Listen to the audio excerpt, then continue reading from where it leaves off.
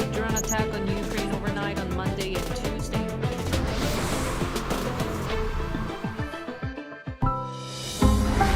Arirang.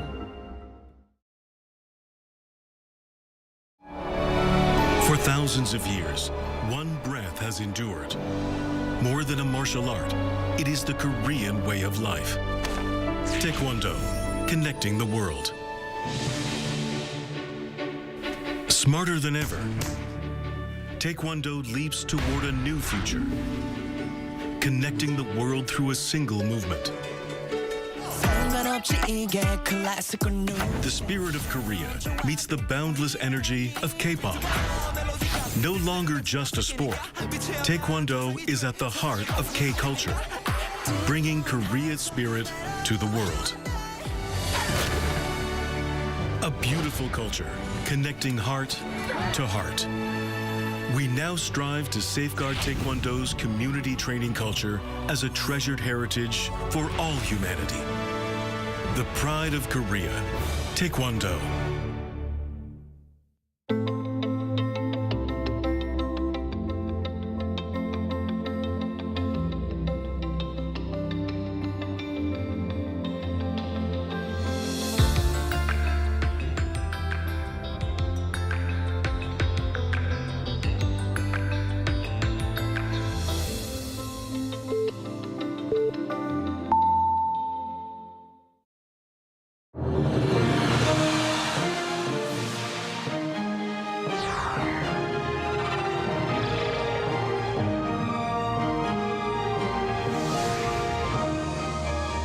Hello and welcome to our morning edition of Arirang News. We begin with these stories making the headlines at this hour.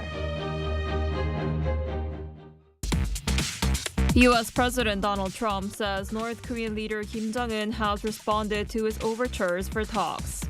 This comes after he ordered the Pentagon to scale back joint military exercises with South Korea, citing the cost of the drills and Seoul's refusal to take part in actions against Iran.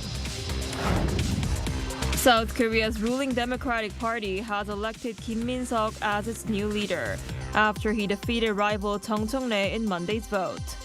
Kim, who served as prime minister under President Lee Jae-myung, pledged unity and vowed to help advance the Lee administration's agenda. Torrential rain has battered South Korea's southern regions. Geoje received more than 800 millimeters of rain from Saturday through Monday morning, triggering a deadly landslide that killed one person and forced hundreds of residents to evacuate. U.S. President Donald Trump says North Korean leader Kim Jong Un has responded to overtures for dialogue between Washington and Pyongyang after giving orders for the United States to substantially reduce joint exercises with South Korea. Our Jo Young-eun starts us off. U.S. President Donald Trump said Monday that North Korean leader Kim Jong Un had responded to his request for a dialogue between the United States and North Korea. Speaking to reporters in the Oval Office, Trump was asked whether he had received a response from the North Korean leader. How do you know he hasn't responded? Has he? Yeah, he has.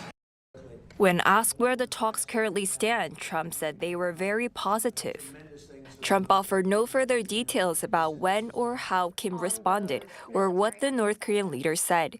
He did say that Kim has always treated him with great respect and added that the two leaders have a good relationship.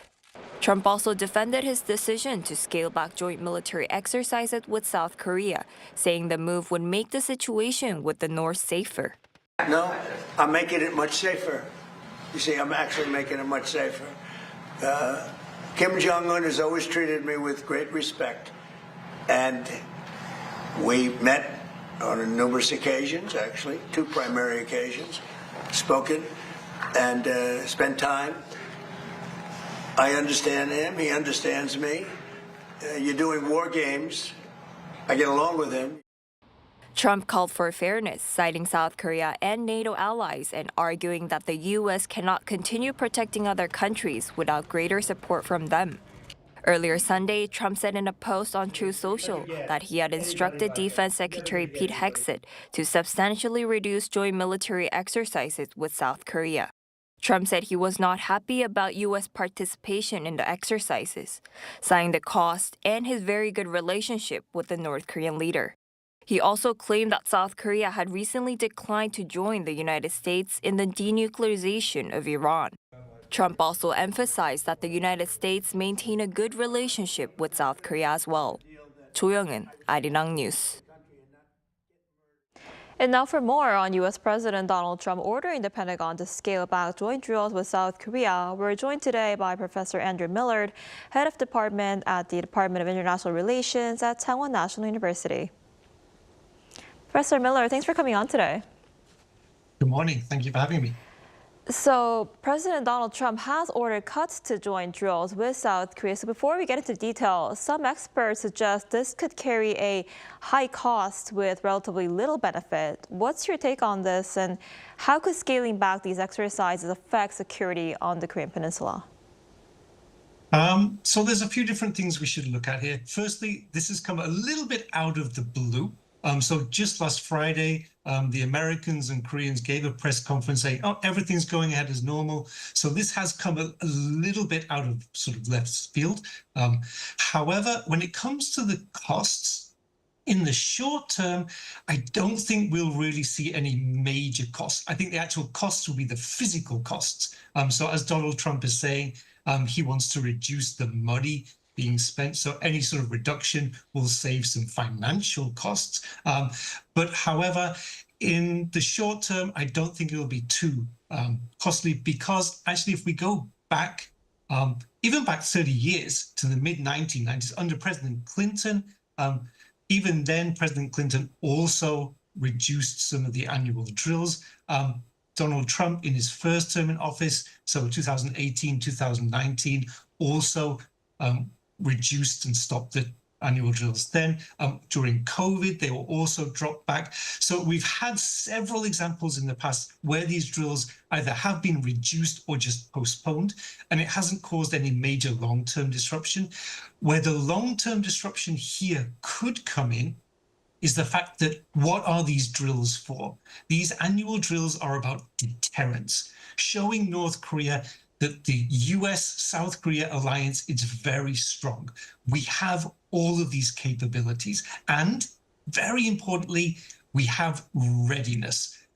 The South Koreans and the Americans, they can coordinate, they can use all of these new technologies. And this is where this could be quite costly for this instance, because in these current drills, they were potentially looking at sort of using new drone technology, electronic jamming, the sort of things we're seeing used in Ukraine, where the North Koreans are gaining invaluable experience in real-time warfare use. So the fact that we could see reduction, where there could be some reduced coordination between the US and South Korea, this is where there could be more long-term costs. Right, and Trump says North Korean leader Kim Jong Un has responded to this, and he also talked about how he has good relationship with Kim. So do you think we could see talks between the United States and North Korea in the near future? It's possible. The fact that President Trump and Kim Jong Un have a good relationship. Now, we should be careful when we say they do have a good relationship. North Korea hasn't said anything. So Donald Trump did say today that North Korea has responded, but there's been no official word from North Korea. There's also been no official confirmation from anyone else in the US either. But really, we should be asking, what is this good relationship actually producing? And at the moment, it's not producing anything of benefit, especially to the United States. Potentially, you could say it's producing benefits for North Korea. It's giving them time, allowing them to further deepen their security guarantees with Russia and China, build their capabilities further.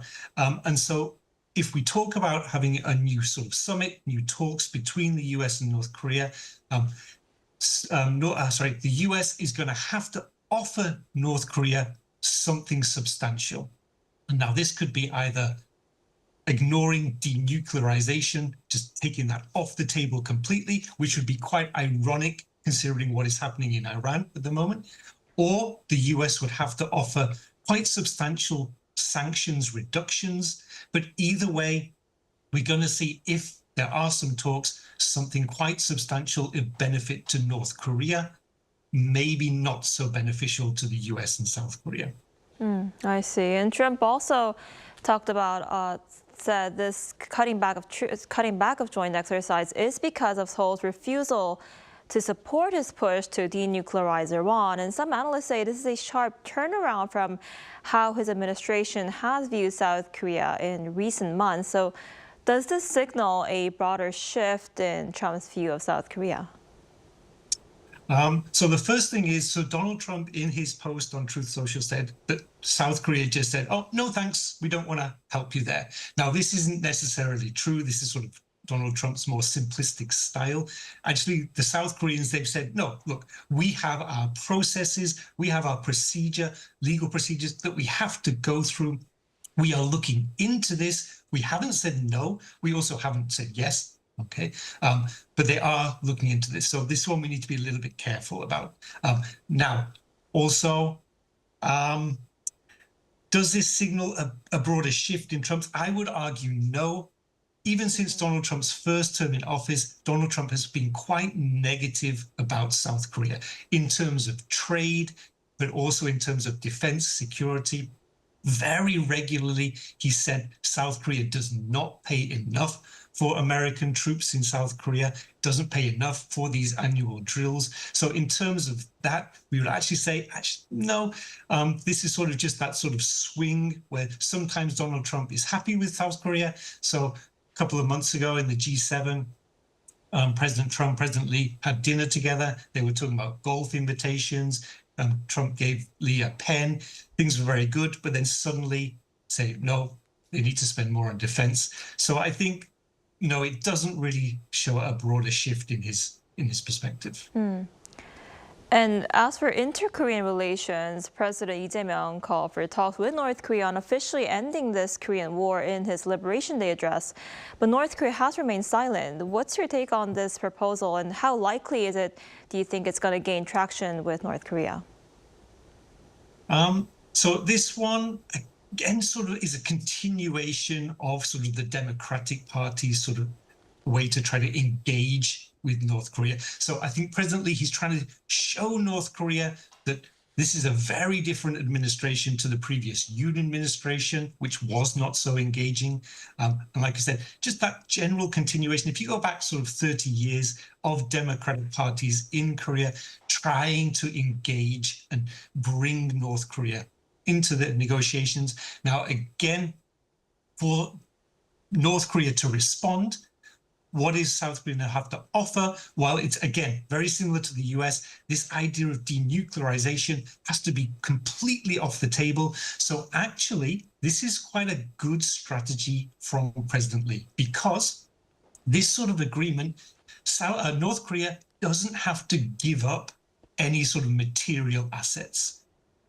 It wouldn't have to mention denuclearization at all. And so this is possibly a way where they can bring North Korea in. But again, what is the benefit for North Korea to do this at the moment with its continuing security guarantees from Russia, from China? It doesn't need to do this. It would want to see some more benefits in order to come back to the table. I see. All right, Professor Miller, thank you so much for your time and insight today. We appreciate it. Thank you very much.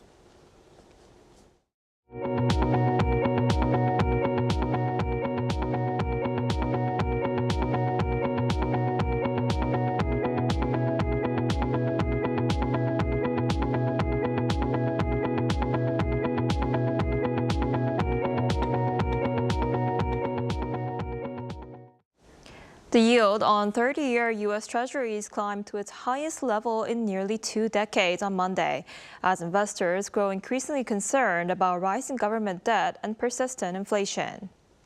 The yield on the benchmark long-term bond rose 3 basis points to 5.29%, its highest since 2007, and close to the 5.44% peak reached before the 2009 global financial crisis. The move reflects a broader trend across global bond markets as investors demand greater returns to compensate for swelling government debt and inflation that has remained above the Federal Reserve's target. Those inflation concerns are also raising expectations that short-term interest rates could remain elevated for longer. Korea's ruling party begins a new chapter under newly elected Kim Min-seok's leadership, with unity and policy coordination emerging as key tests following a closely fought race. Our Moon-seok went to the Democratic Party's national convention in Daejeon to file this report. The ruling Democratic Party has chosen Kim Min-seok as its new leader. Kim defeated rival Chung Chung-rae in Monday's vote, winning 54.08% to Chung's 45.92%, after neither candidate secured a majority in the first round, sending the contest to a preferential runoff. Kim, who served as Prime Minister under President Lee Jae-myung, entered the race as a frontrunner, campaigning as the candidate best placed to support the administration's agenda. Chung, a party veteran known for his hardline reformist stance, emphasized his credentials to advance a reform agenda. In his acceptance speech, Kim framed his election as a mandate to support the president and lead the party with unity. Our party will work tirelessly to make President Lee Jae-myung's administration a success, because its success means success for the people. We'll debate when we need to, speak up when something needs to be said, stand as a shield when necessary, and make sure the voices of the people are heard. President Lee also sent a congratulatory video message to the convention, urging party members to unite behind the new leadership after a period of fierce debate and competition. As leader, Kim will help advance the administration's agenda, including major semiconductor projects, while facing tax reform, housing measures, market stabilization, and constitutional reform. The party holds an outright majority in the National Assembly, giving Kim a central role in legislative strategy. The closer-than-expected margin pointed to continued support for Chung's approach, reflected in the new leadership, where 3 of 5 elected Supreme Council seats went to Chung-aligned figures, leaving Kim the task of bringing together different voices within the Democratic Party. Kim's leadership will now be tested by how effectively he can steer those different camps together to bring the party through the administration's policy agenda. Moon-seok, Arirang News, Daejeon. Record-breaking rainfall has battered Gyeongsangnam-do province, triggering a deadly landslide in Geoje that killed 1 person and forced hundreds from their homes.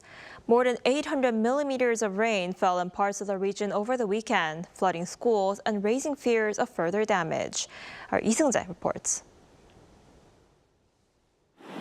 Record-breaking rainfall battered Gyeongsangnam-do province over the holiday weekend, triggering a deadly landslide that killed 1 and forced hundreds of residents from their homes. The city of Geoje, more than 300 kilometers southeast of Seoul, received more than 805 millimeters of rain from Saturday through 8 a.m. on Monday. Nearby Dongyang received nearly 672 millimeters, while other parts of the province saw between 240 and 340 millimeters. Heavy rain warnings remained in effect for 5 areas, including Geoje and Dongyang, on Monday morning, with advisories issued across much of the region. In Geoje, a landslide struck an apartment building at around 4:40 a.m. on Monday. I heard shouts of "help me" from there, and when I looked around, a little child was inside the master bedroom. Police and firefighters rescued 3 residents, but 1 was found unresponsive and later pronounced dead at a hospital. The downpours also caused widespread flooding, affecting at least 12 schools and kindergartens in Geoje and Dongyang. The number of damage reports received, including flooded houses, roads, and fallen trees, reached over 2,500. According to officials, 564 people had been displaced as of 9 p.m. Sunday, with 240 of them still unable to return home.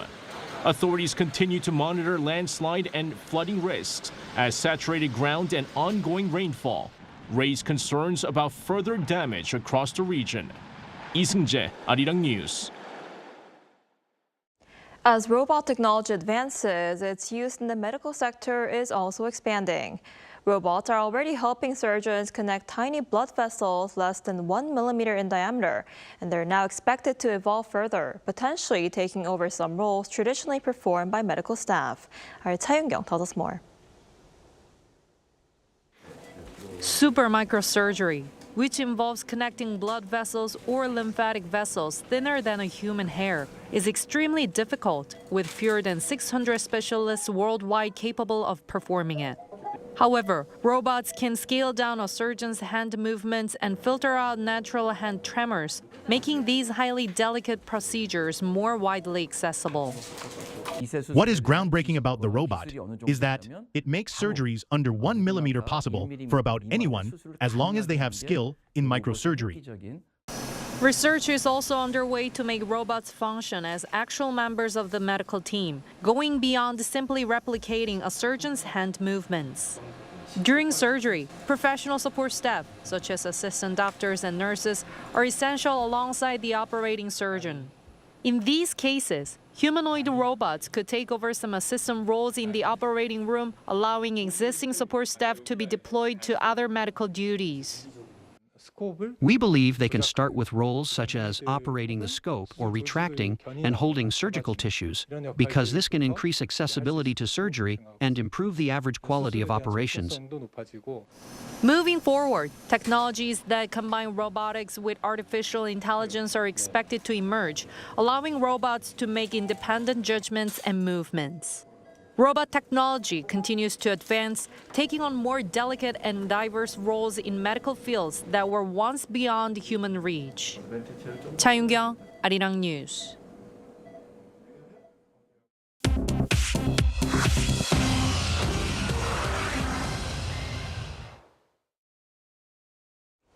Good morning, I'm Chu Ji-hyun, and this is The World Now. President Donald Trump's envoy has wrapped up 2 days of talks with Israel and Hamas without a breakthrough. Jared Kushner left Jerusalem on Monday with both sides holding firm. Kushner met Prime Minister Benjamin Netanyahu in Israel on Monday for nearly 4 hours. Netanyahu said Israel will not withdraw from Gaza until Hamas is completely disarmed. Hamas says it will not hand over its weapons until Israel halts its attacks and pulls its forces back. Kushner called the meeting with Netanyahu, quote, good, and added that during his meeting with Hamas in Egypt the day before, Hamas representatives said all the right things. He said work or removing weapons could begin in as little as 30 days. In Indonesia, thousands of people are still waiting for help 2 days after a powerful earthquake. The country marked its Independence Day on Monday in mourning. The earthquake struck Flores Island early on Saturday, killing at least 68 people, injuring 213 others, and damaging more than 4,000 homes. Some 19,000 people are now in temporary shelters.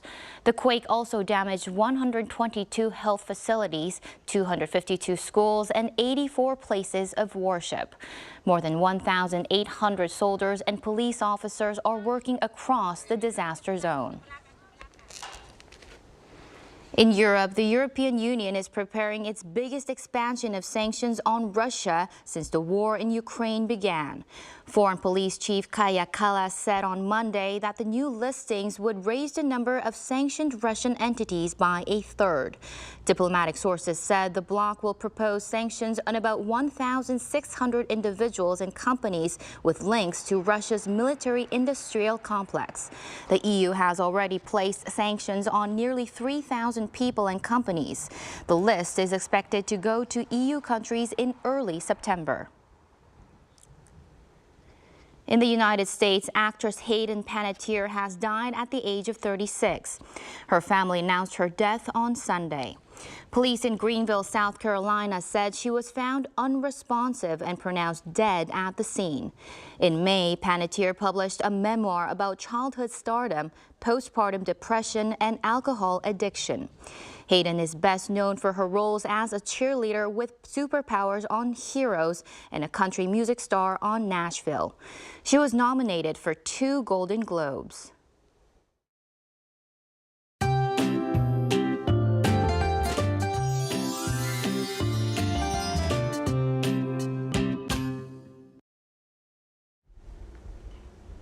We surely needed rain in Gyeongsangnam-do province, but not this much. More than 600 millimeters of rain fell in parts of Gyeongsangnam-do province in just one day over the holiday weekend, after the region had been suffering from severe drought. And more rain is expected this morning, especially across southern coastal areas. So the south coast could see 10 to 50 millimeters of showers through this morning, while Jeju Island could see up to 60 millimeters through this afternoon. Meanwhile, passing rain is expected across inland areas, while southern coast could see up to 60 millimeters along with thunderstorms. And all this moisture in the air will make for humid conditions across much of country, raising the feels-like temperatures. Besides, temperatures will stay a couple of degrees higher than seasonal norms, with most major cities seeing highs at 32 degrees Celsius this afternoon. Rain will return to parts of southern Korea tomorrow morning, with warmer than average temperatures continuing into the weekend.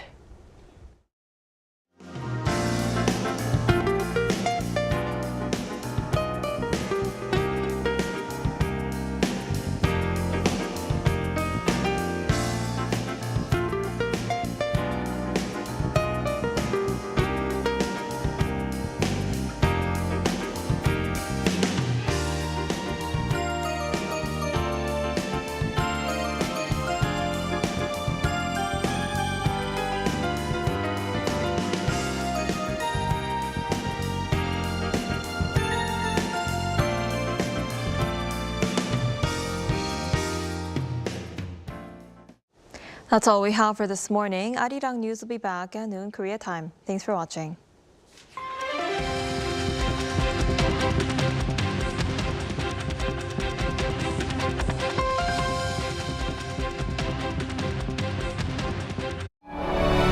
For thousands of years, one breath has endured. More than a martial art, it is the Korean way of life. Taekwondo, connecting the world.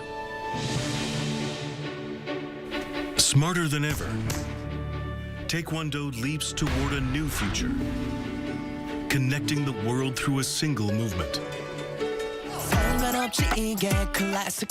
The spirit of Korea meets the boundless energy of K-pop. No longer just a sport, Taekwondo is at the heart of K-culture, bringing Korea's spirit to the world. A beautiful culture, connecting heart to heart.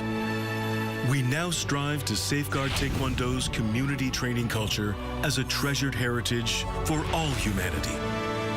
The pride of Korea, Taekwondo.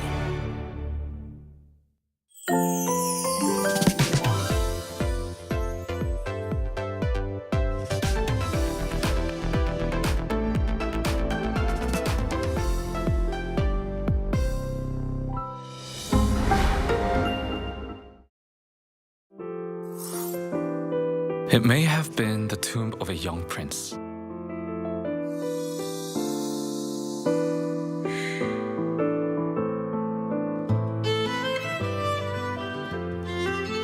Kim tomb, one of Silla's ancient burial mounds. The gold crown and belt discovered here were notably smaller than those found in other tombs. The Silla royal family is believed to have carefully prepared the tomb for a young life that ended too soon, placing a variety of grave goods within. Among the many artifacts, one pair of objects in particular draws the eye. Earthenware figures that seem as if they might gallop off at any moment.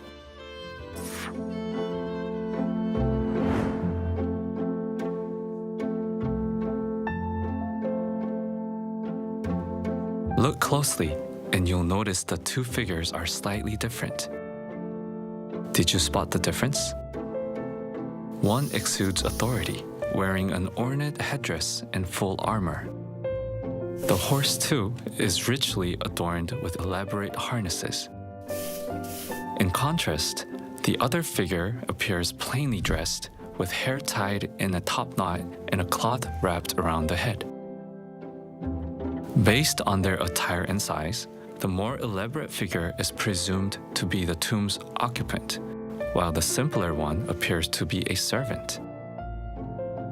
So what exactly are these pottery figures which vividly reflect the everyday life of Silla people? They are, in fact, hollow vessels, pitchers. Water could be poured in through a funnel at the horse's rear and dispensed through a spout at its chest. Then why would the Silla people place such intricate vessels in a tomb of a young prince? Perhaps it was a heartfelt wish that the young prince whose life was cut short would never go thirsty on his long journey to the heavens.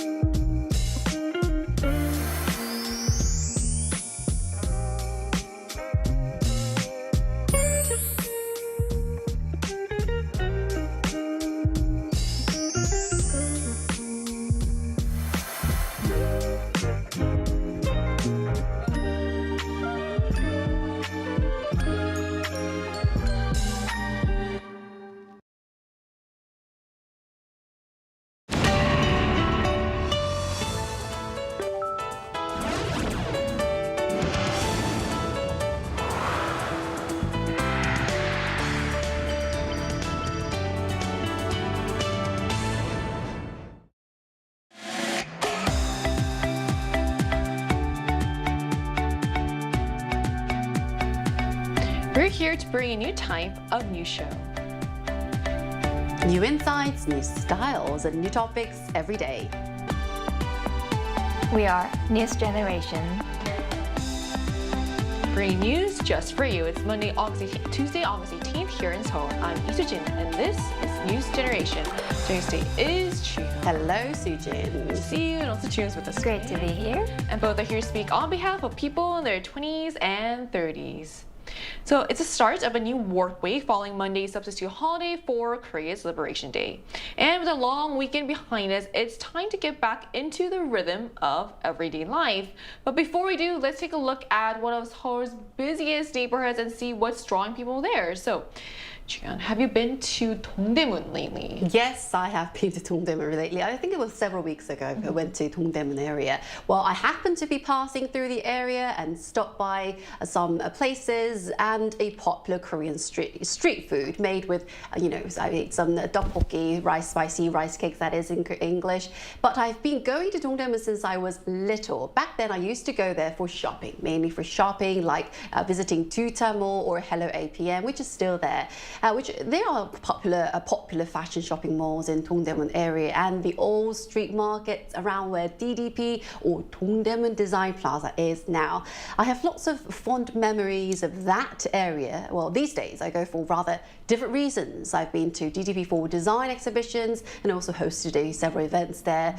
And I've also been to Seoul Fashion Week, which is always quite interesting. And the area has changed a lot though. Many restaurants around the fashion malls now cater mainly to tourists, but I still love walking around Hungin-jimun area. You know, Hungin-jimun, one of Seoul's historic city gates located in Dongdaemun district, and is also commonly known as Dongdaemun Gate. So you get this lovely mix of old Seoul and modern Seoul in one single place. Right, so what about you, Chiu? Well, not recently. Well, actually, I don't remember the last time I went there, and I think it's because I still had this old image of Dongdaemun in my head. When I heard Dongdaemun, I mostly thought of clothes, fabric, and wholesale markets. So I never really had reasons to go there. So I was actually quite surprised to find out how popular some of these old markets have become with younger people, especially because normally when we talk about trendy places in Seoul, we think of somewhere new, like Seongsu or a lot of like pop-up stores in Hongdae. But Dongdaemun is almost the opposite. A lot of the places have been there for years. So I think it's interesting that younger people are not necessarily looking for something completely new anymore. They're finding something new in an old place. And sometimes you don't need to create something new to make a place trendy, as we can see from Dongdaemun. You just need a new generation to see it differently. And that's why we're going to talk more about this. But first, let's take a look at the screen.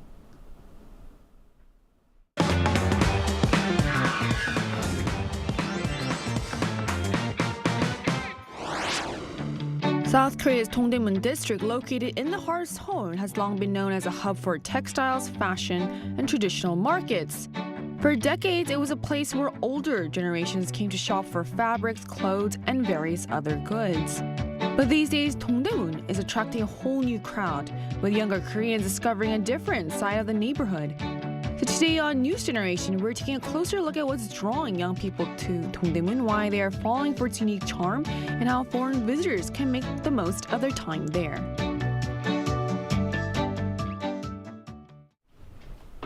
As you just saw in the video, Dongdaemun isn't just a shopping district. It's a place where Seoul's past and present come together. So let's find out what exactly about Dongdaemun is making it so popular again. So to start with the basics, where exactly is Dongdaemun located? Well, Dongdaemun is actually located in central Seoul, and there is a station, Dongdaemun Station as well. And it is around Hugin-jimun and DDP. But in order to understand exactly what we mean by Dongdaemun, we've got to study some history. Let's go back to a few hundred years. Well, during the Joseon dynasty, Seoul, then called Hanja, was much smaller than it is today. The city was surrounded by a fortress wall with 4 main gates marking each direction. So inside the gates was Seoul, but outside it wasn't Seoul. The 4 main gates were Hugin-jimun in the east, Dongdaemun in the west, Sungdaemun in the south, and in the northern part it was Sukjeongmun. Well, Dongdaemun, it actually means Great East Gate, and it was the common name for Hugin-jimun Gate. And during the Japanese colonial period, the gates came to be commonly referred to as Dongdaemun, Seodaemun, Namdaemun, and Bukdaemun.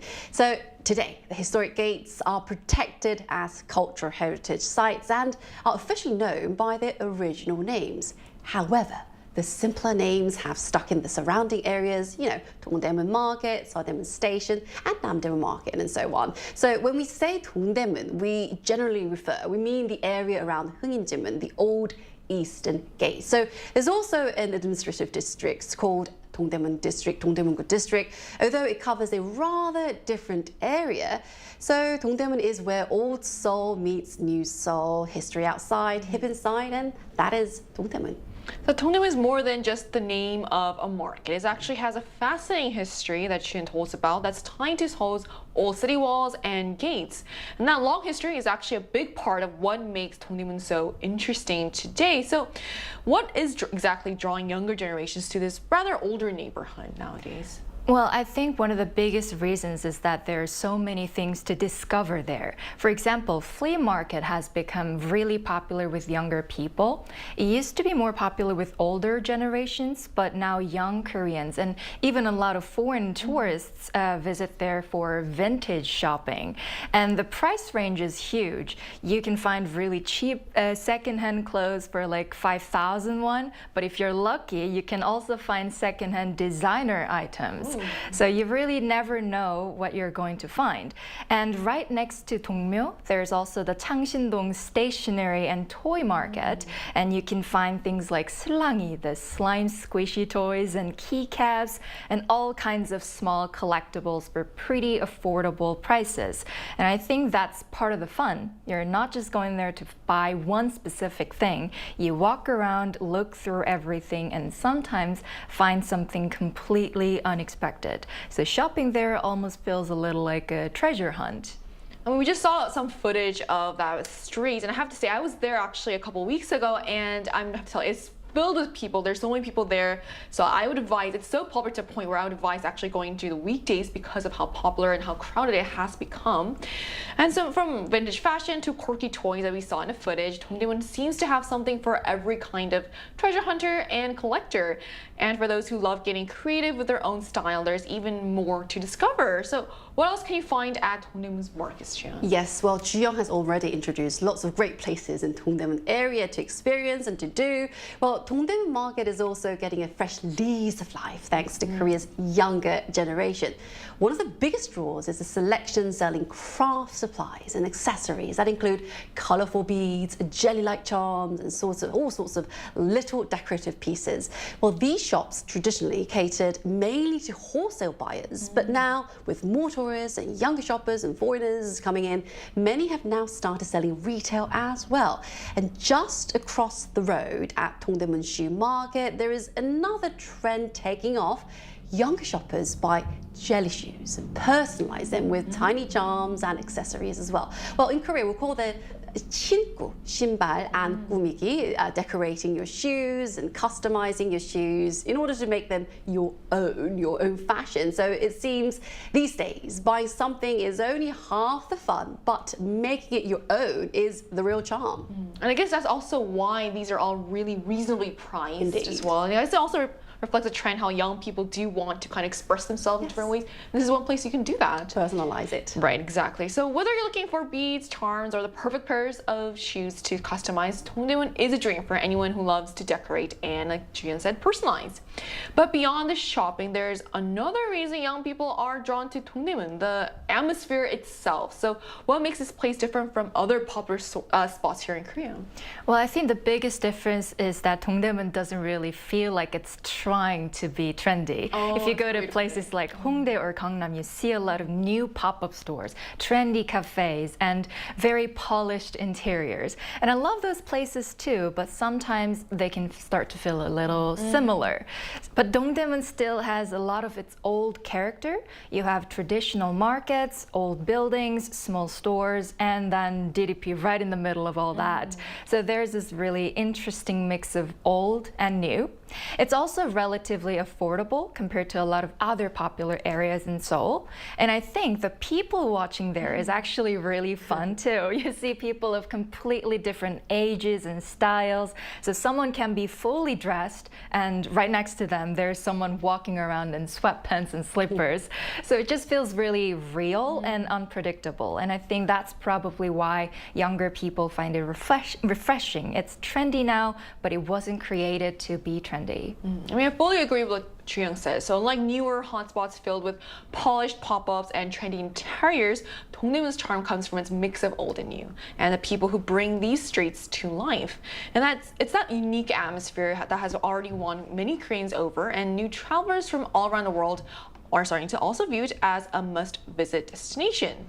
And to further find out what makes Dongdaemun so appealing to foreign visitors, we're going to be joined by a young guest from China. And that conversation is coming up right after the break, so don't go anywhere.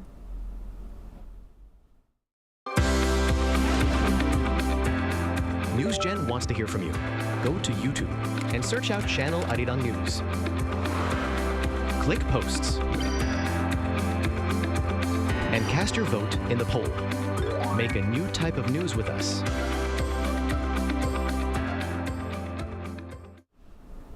We're joined now by Zoe, a young guest from China who considers Dongdaemun one of her favorite places to explore here in Korea. So hello, thank you so much for connecting with us today. Thank you. All right, Zoe, so what do you like most about Dongdaemun? And I guess, do you remember the first time you visited that place? Wow, that's a long time ago. I think it's 5 or 6 years ago. I went with my friends from college. Actually, it is like the kind of place we visit the most because it has everything. You can get the foods, the clothes, and everything you want to design. Maybe like these phone cases too. So that's why we visited a lot. I see. Okay. So Joy, then what's one activity every visitor should do in Dongdaemun area? Well, I think that there is one kind of activity you cannot do at other countries, other places. They have like the night market. it opens from the night till the next morning, and you can go shopping clothes there, shoes there. Yeah, and you can experience the fashion in Korea there. That is one thing I recommend all foreigners can go and check it out. That's cool. And what souvenir or unique item can you only find in Dongdaemun? And what do you think makes it different from other shopping areas? One of the things is the one I mentioned before is the phone case you can design by yourself. And I also heard from my friends, you can also design your perfume there. And then like necklace, jewelries, you can also design there and make it special for you. And I think it will bring kind of like a memory you cannot even forget in a long time. Also, you mentioned that you were able to make really a lot of unforgettable memories. So before I let you go, Zoe, can you tell us about your favorite memory at Dongdaemun? My favorite memory, I think, is the flea market. I once went with my friends in the winter, and as you know, the clothes should be like very expensive for like winter clothes and the coat. But if you go to the flea market at Dongmyo area, it will only cost about like 10,000 won, which is like really, really, really cheap. And I think it is kind of the experience I cannot forget. All right, well, I hope you'll be able to plan another trip to Dongdaemun soon. So thank you so much for coming on and sharing your insights with us today. Thank you. Yeah, thank you. So we just heard from Zoe about what she loves the most about Dongdaemun, the experiences she recommends, and the unique souvenirs that make the area so special. But shopping isn't the only reason international visitors are making the trip. So how is Dongdaemun becoming a new favorite this time for Korean beauty fans specifically, Jiyoung? I think what's interesting is that when we think of K-beauty, we usually think of places like Myeongdong or Seongsu, but DDP is becoming a place where people can discover newer K-beauty brands that they may not have heard of before. So in a way, it's almost like a debut stage for smaller brands. And visitors can actually try the products, get AI skin or scalp analysis, find their personal color, and even try different hairstyles through AR. So I can see why it's becoming popular with foreign visitors who are really into K-beauty. You're not just buying something you already know, you can actually discover new brands and try a bunch of different beauty experiences in one place. Right, so I've actually been to the DDP area and have gone to one of those makeup places, and there's fun activities to do there. You can try it out yourselves, and like you mentioned, you can get your AI skin analysis, and you can also get a goodie bag actually. So I would recommend taking a trip there. So it's not just museums, there's a lot of things to offer at DDP as well. So it sounds like Dongdaemun is becoming much more than a fashion district. It's now a place where visitors can discover the next big thing in Korean beauty. And of course, no conversation about Dongdaemun would be complete without, however, talking about the fashion. So why has it remained the heart of Korean fashion for so long? I know you've been there for Seoul fashion before. Yes, I didn't actually buy this at Dongdaemun, but they select this for fashion, I think. Well, great today. Thank you so much. Well, this is actually Dongdaemun fashion, or it could be, viral in the future. Well, I do believe it's because Dongdaemun has everything. From manufacturing and wholesale markets to designers. And today, it's Seoul Fashion Week, it's quite trendy. And that fashion ecosystem has been built up over decades and decades. So historically, Dongdaemun grew into a major fashion hub because, they have so many textile and garment factories were based in the area. That's why markets such as Jaepyeongha Fashion Market and Gwangi Fashion Mall became famous for clothing, particularly wholesale fashion. So back then, if your clothes had a Jaepyeongha tag, people thought, oh, you know how to wear, you know your fashion.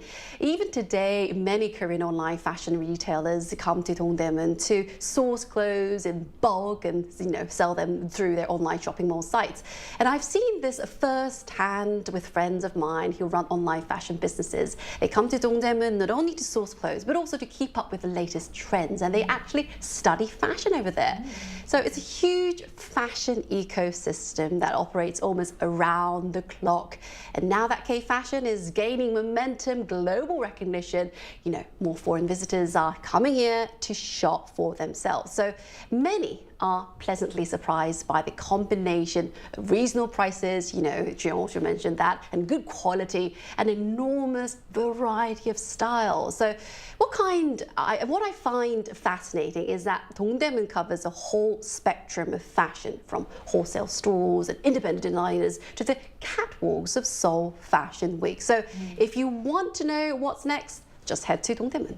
That explains also why, during the time of Seoul Fashion Week, especially, you see a lot of fashionable people getting off the subway. They do. And there's also people carrying big bags of textile or clothing. And big flowers like me, and right. Fashion Week, Right. To see more people that look like you made me go to Dongdaemun and be like, yeah, indeed. So whether you're looking for wholesale bargains or latest Korean trends, it's easy to see why fashion lovers keep coming back. So before we wrap up though, let's share a few tips for anyone who is planning a trip visit to Dongdaemun. So Jian, what are your top tips or biggest tips for foreigners who want to make the most of Dongdaemun and make the best of their experience there? Oh, good question though. Well, I'll say venture beyond the obvious tourist spots, attractions. Well, Dongdaemun has plenty of hidden gems if you know where to look. Well, start at Dongdaemun, the DDP, Design Plaza, then wander over to Huinjimun Gate, especially beautiful at night, lovely atmosphere, and walk along the old Seoul City Wall for a lovely mix of old and new Seoul. If you are into fashion, explore the smaller markets, the wholesale markets as well, also the big ones as well. And you never quite know what you will stumble upon. And don't miss the local street food. It's often far more interesting once you step away from the main tourist. And one more last tip for you: fashion matters in Dongdaemun. However, comfy shoes are an absolute must. Because there's just so much to do there. You've got to walk around. And I'm glad you mentioned street foods. I was wondering whether I should mention that, because we're talking about fashion, we're talking about beauty, but for me, I think it's the food. There is this amazing crepe shop there, and you have to go in early in the mornings or it gets sold out. So there are a lot of good food there Lovely. as well. Definitely, I would recommend that. You check that out as well. So what are some of your tips? Well, I'd say same as Jian. Don't think of Dongdaemun just as a shopping place. Walk around the markets, check out DDP, and explore the nearby area as well. There are even secondhand bookstores around Cheonggyecheon that a lot of tourists probably don't know about. So if you go there, you can be like a trendy tourist. And I wouldn't plan everything too strictly. I think Dongdaemun is more fun when you just walk around and see what you end up doing and finding. Because there's just so much to do, so much to explore there. So Dongdaemun may have a long history, but it's clearly finding a whole new audience today. From vintage finds and Korean fashion to Korean beauty and also hidden gems, there's plenty to discover beyond the usual tour spots. So this just goes to show that sometimes the best way to find what's new is to explore somewhere with a little history. And that brings us to the end of today's episode of News Generation. But News Gen will be back tomorrow at 10:30 a.m. Korea time with more stories and discussions. A big thanks to Chuyoung. Delighted to be here. And also Chuyoung. Thank you for having me. And to our viewers, thank you so much for watching. Hopefully you'll visit Dongdaemun and see why Old Seoul is having a very modern, cool moment. We are News Generation.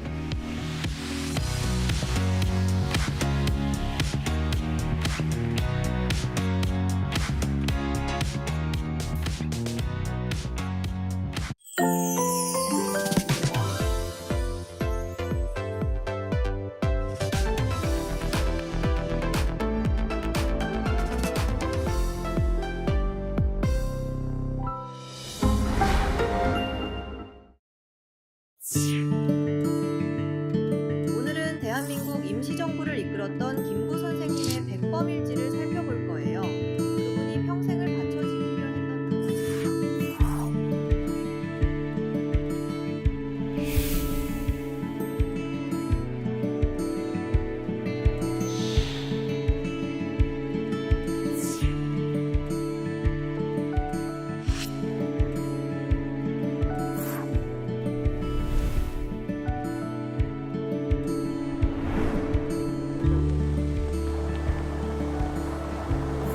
한없이 가지고 싶은 것은 높은 문화의